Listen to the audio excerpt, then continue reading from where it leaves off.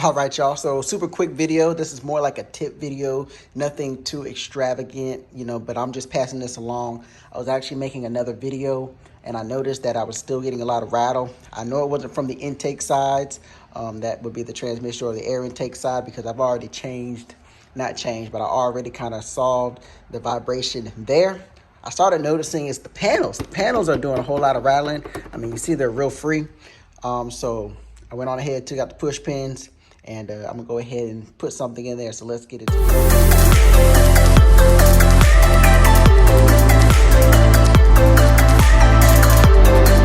Really, this is a simple fix. All you need to do is really just remove the panels, and you need to sit some type of cushion on the inside of the panel.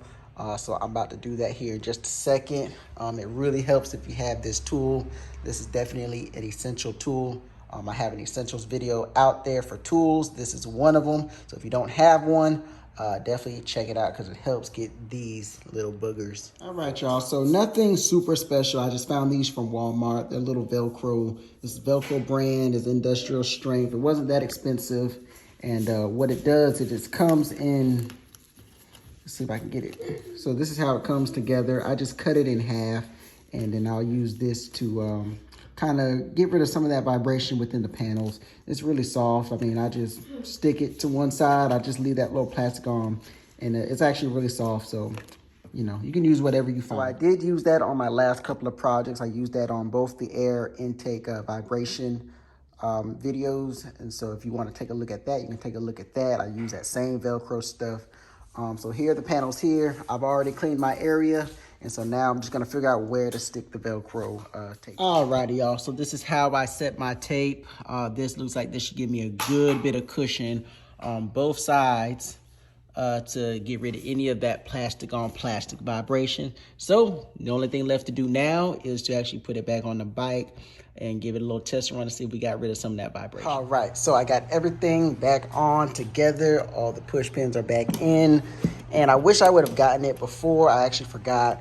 I wanted to move around that panel for you to let you know, to hear how it sounded because there was so much wiggle room. Now there's none. It's nice and quiet. So hopefully I don't need any more. Let's go ahead and do a startup and see what this thing sounds like. See if we got rid of some of that extra rattle.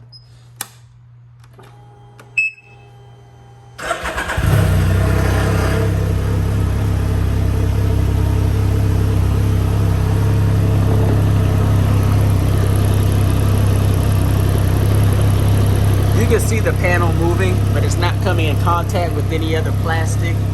From where I located those cushions, seems to be doing pretty good on the vibration noise, so I'm happy with that.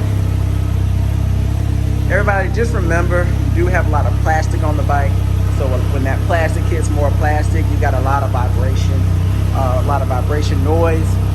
As you can see, you got the vibration here, but because we put all that cushion in there, you're not getting that noise, and you're hearing just what the engine sounds like, and it sounds so much better when you don't have all that clanking from the plastic hitting the plastic. So anyway, y'all, that's it. That's a little DIY. That's a little tip for y'all. Hope you enjoyed the video. Let me know, is there any other places that we need to put some cushion at? If so, I mean, I need to go ahead and do it, but right now that's all I'm seeing. So hopefully that's about it. And y'all know what to do. Like, share, subscribe. Ryker fam, stand up, tap in. Let's go.